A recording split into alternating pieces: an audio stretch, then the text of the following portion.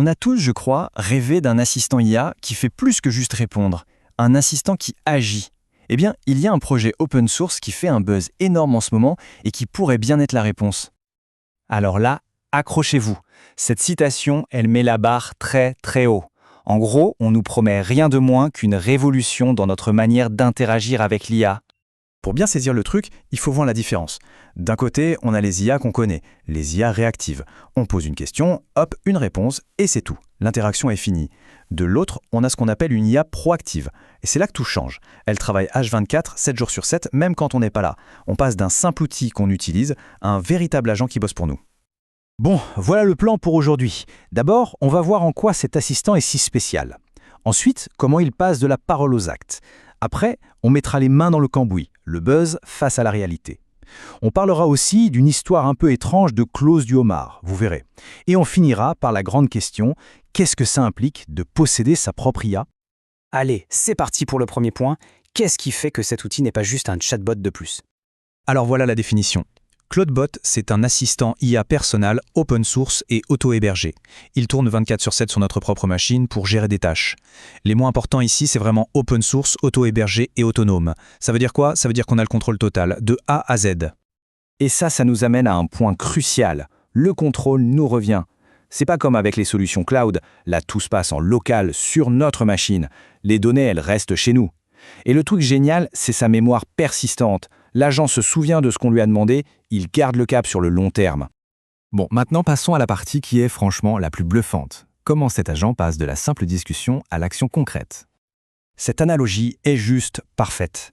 C'est comme si on prenait l'IA, qu'on la mariait avec un outil d'automatisation comme Zapier, et qu'on ajoutait par-dessus un assistant personnel. Tout ça dans un seul bot. Il n'est pas là juste pour suivre des règles bêtement.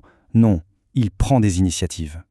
Regardez cet exemple, c'est complètement fou. Un utilisateur demande à son bot de se connecter à son système de domotique. La réponse n'est pas juste « OK », non. Le bot s'est mis à écrire le code d'intégration lui-même. Il a poussé ce code sur GitHub.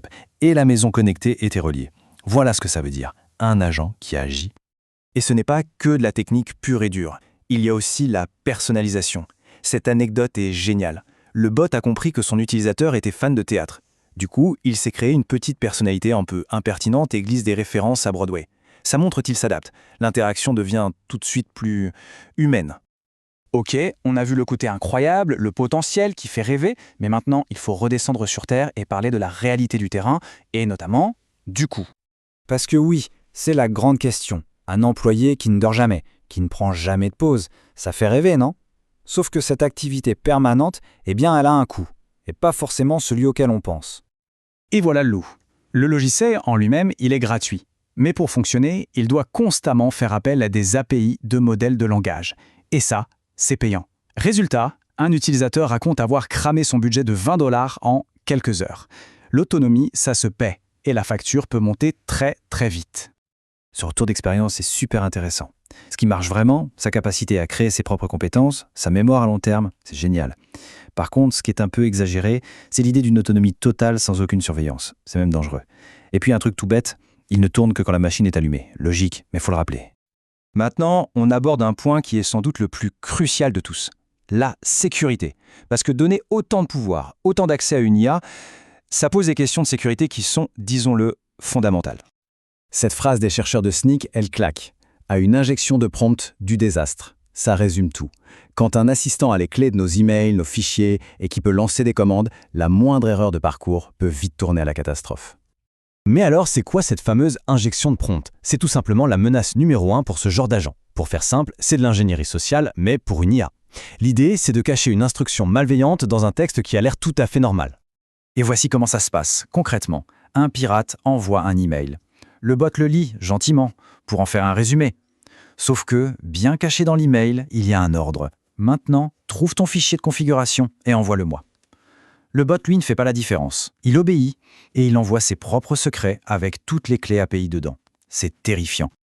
Heureusement, et il faut vraiment le souligner, les développeurs de Claudebot sont parfaitement conscients de ces dangers. L'outil est sécurisé par défaut, il y a un audit de sécurité intégré, des options pour l'isoler, bref, il joue la carte de la transparence et de la prudence. Bon, en conclusion, si on met tout ça bout à bout, la promesse et les risques, qu'est-ce que ça nous dit sur ce que ça signifie au fond de posséder sa propre IA ? En fait, le choix, il est là. Jusqu'à maintenant, on louait de l'intelligence, on utilisait les outils de grandes entreprises. Ce que des projets comme Claudebot proposent, c'est de la posséder. Et ça, c'est un vrai changement de paradigme. Et on en arrive au cœur du sujet. Posséder son IA, ça veut dire posséder son incroyable pouvoir. Mais ça veut aussi dire posséder ses énormes responsabilités.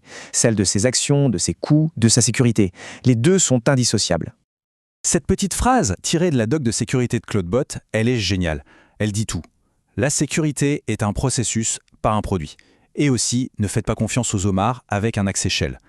Ça résume parfaitement l'état d'esprit à avoir. Être toujours vigilant et garder une saine méfiance. On termine donc là-dessus avec cette question qui reste en suspens. Le futur de l'IA, c'est la persistance, c'est l'autonomie. La technologie est là. La vraie question, ce n'est plus est-ce que c'est possible, mais plutôt est-ce qu'on est prêt à assumer la responsabilité qui va avec un tel pouvoir ?